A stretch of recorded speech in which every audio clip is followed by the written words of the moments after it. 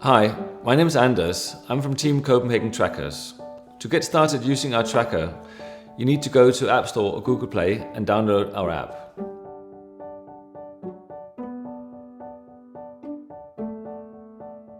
When the app is installed, you insert your email and make a password.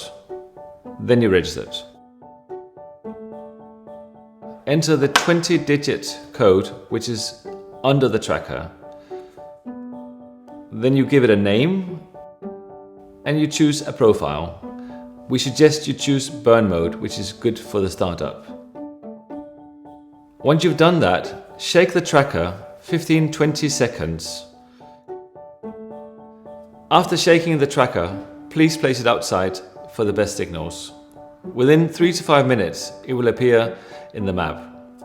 This you only do once. Now the tracker is working and you need to choose the setting which is best for your purpose.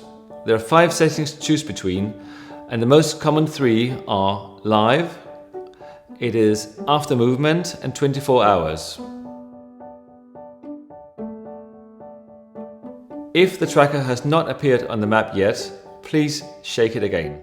We, from the Team Copenhagen Tracker, wish you good luck with your tracker.